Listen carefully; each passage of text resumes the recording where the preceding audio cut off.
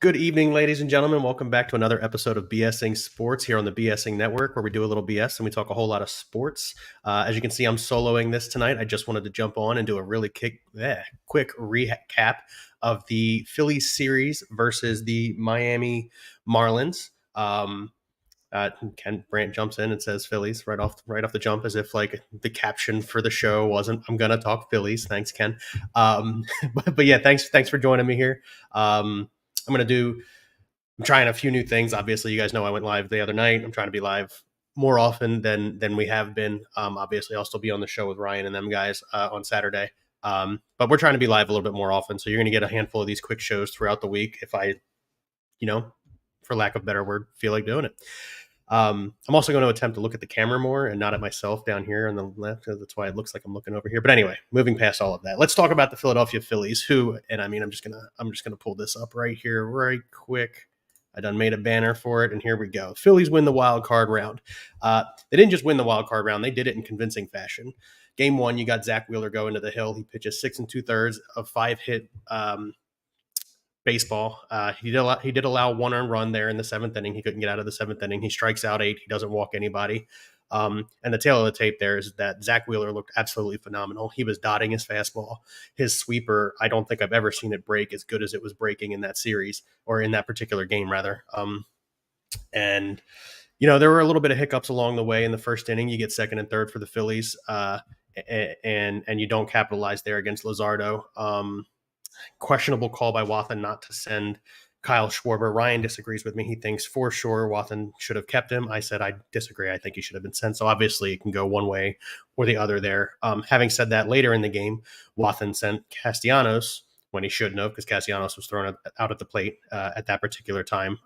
But again, I said Wathan should have sent him. And Ryan said, yeah, in that situation, I think you do send him.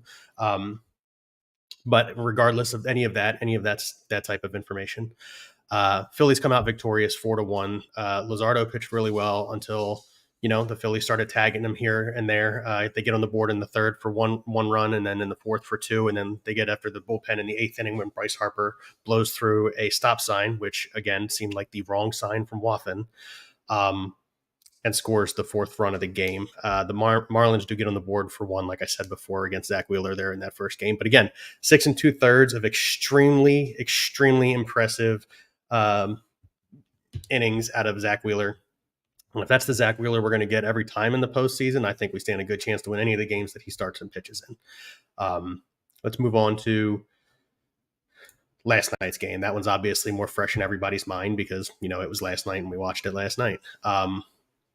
Aaron Nola, I had texted my group and I had been telling people all day long that if we get 5 innings of 2-run baseball out of him, I was going to take that. I would take that 100%. I feel like the way Nola has pitched. What was that? Apologies. Give me one moment. I will be right back.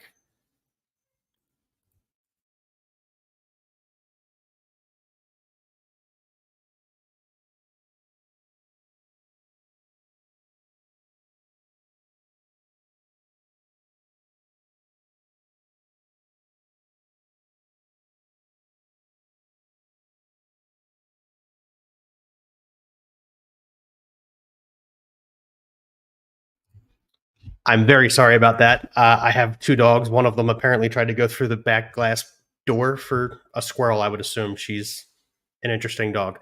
But again, apologies. I kind of lost my train of thought. However, where was I? Again, I said Nola was going to give us 5 innings, a 2-run ball, and I was going to take that out of him because of his previous starts. I know that he finished the season with 2 strong starts, but prior to that, he had not looked good. He was coming into the game with a 4.6 ERA, 4.6 plus ERA. And he just didn't look like the dominant Aaron Nola that we had been used to in years past. You're talking he was a Cy Young candidate a few years back. But last night he looked like that guy again. He really did. His knuckle curve after the first inning, he kept it down most of the night, which has been part of the problem with his pitches. He looked like he was utilizing his changeup and his cutter a lot more in this particular start, which he hasn't done very well across the season. And his fastball had some velocity to it. I saw him hit 95 on the gun a few times, and it's been a while since I've seen Aaron Nola hit 95 on the gun. I was extremely impressed with what I saw out of Aaron Nola. He goes 7 innings, no run ball, 3 hits, 3 strikeouts, and he did walk 1 batter. But again, you're starting two pitchers for the Phillies. You get 6 2/3 out of one guy, and then you turn around and you get 7 out of the other guy. That's how you're gonna win. That's how you're gonna win series. That's what you're gonna get. That's what you're gonna do. It's gonna be good. Yes, Ken Brandt, I will give you your credit. You called it in the chat. You said that he was gonna give us 7 innings and no run ball. Good for you. Uh, Even a blind squirrel finds a nut, my friend. Broken clock is right twice a day. That type of thing. Come on, come on. But yeah, so we get 2 home runs in the game. Some that's we have found ways to win games without home runs. However, we got 6 players hit 20 or more home runs on the roster. It's the first time in franchise history. So it's a team that can hit home runs. So for us to not get in the first game and still win, that's really impressive. They come out in the second game. They get 2 runs without the home run in the third inning. But then you turn around and you get a JT Realmuto moonshot, and then a few innings later you get a Bryson Stott grand slam. And I mean, you just felt it after the grand slam. You like really settled in, and you thought to yourself, okay, this is it. The Phillies are going to play the Braves. And again, it turns out that's exactly what happens. The Phillies do end up playing winning, and turning around to play the Braves. Something I really liked, and Bryson Stott said this in an interview afterwards, that he didn't intend to do the Rhys Hoskins bat slam. He was just so pumped that he did it. However, it was kind of like a nice nod a little bit to Rhys Hoskins, who unfortunately isn't with the team, can't play right now because he has had 0 rehab assignment, and I'm not entirely sure he's been 100% cleared to come out of the batter box. Yes, we've seen him running. Yes, we've seen him sliding. Haven't really seen him field too much. I have seen him hitting. However, I haven't seen him break out of the box on like a hit. And I think that's part of the reason, that he obviously isn't on the roster, aside from the fact that he hasn't played the entire season. But again, overall assessment of the Phillies, the Mets had the Marlins had their number this year. The Marlins had taken 7 out of 13 games that they played against each other. So it wasn't like it was a matchup coming into it where you were like, oh, the Phillies are absolutely going to manhandle and convincingly beat the Miami Marlins. That wasn't the case. I was nervous going into the series a little bit. But there's just a vibe around the team right now that's like it's ours.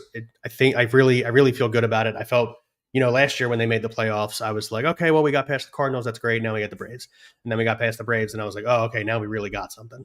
And then obviously we beat the Padres, we go to the World Series, we lose in 6 games.